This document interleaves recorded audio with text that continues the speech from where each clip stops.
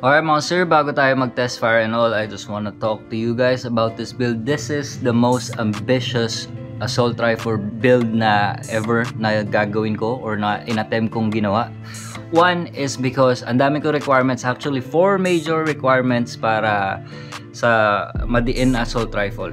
One, the best, snappiest trigger response. Nakuha yan. 2, high rough and at the same time able to feed yung mga magazine. Kuha yan. Pangatlo, yung tipid natin sa konsumo ng kuryente, which is the current draw natin sa brushless natin papunta sa battery. So yon, nakuha yon, especially sa napaka high speed na brushless yung ginamit natin. And then yung last natin is accuracy and range para sa assault rifle, which is fantastic, nakuha din natin. So okay, right now ang rate of fire nito is 47 rounds per second at 450 and also 42 rounds per second at 500, which is kahit anong spring gamitin ko sa kanya, 450 man or 500, able to run it all day. Kakatapos lang nito kanina and I'm about 50,000 shots dito sa unit na to kasi talaga ini-stress test ko talaga siya, making sure that it will survive and happy yung gears natin, yung motor natin, power consumption natin, happy lahat sila when it comes sa wear and tear. So far mga sir, 50,000 shots and they're doing good. Okay, so let's run through kung ano yung mga nakalagay.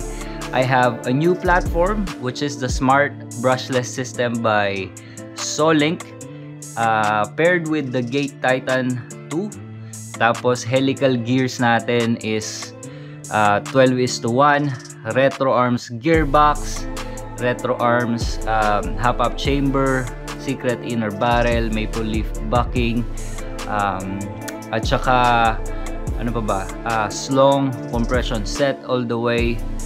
Tapos ito, max speed trigger. Tapos yung bearings din nito, which is the max flange bearings, no, fantastic bearings when it comes to high speed or any other build really.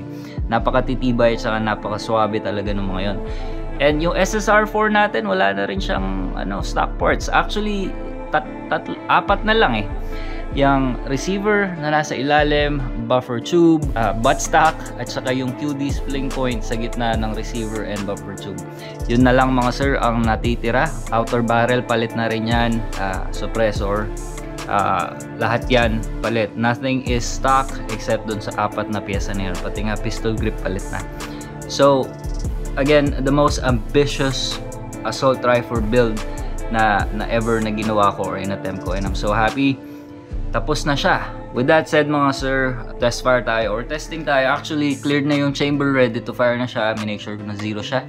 So, test fire natin. Pakita ko yung napakalupit na response nito. Again, hindi ako nagra-run ng pre-cocking mga sir ha. Itong brushless na to, built-in anti-reverse na siya. So no need to run yung anti-reverse latch natin. Pero hindi pa rin ako nagra-run ng pre-cocking sa mga video kasi gusto kong pakita yung actual na bilis na itong brushless na to. So mind you, walang pre-cocking to. Ang active brake niya is adaptive lang. Tingnan natin. Here we go.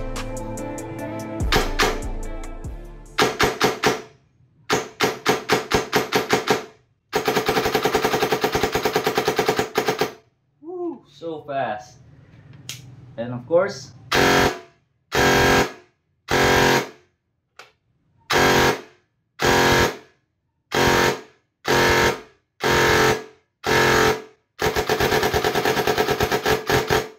Jesus, this.